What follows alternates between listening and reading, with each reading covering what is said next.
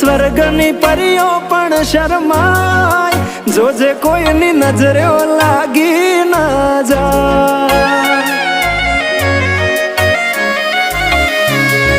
વાલી તું તો રૂપનો કટકો કહેવાય, બારે કાળું ટપકું કરીને નીકળાય, જોજે કોઈની નજરે લાગી ના જાય।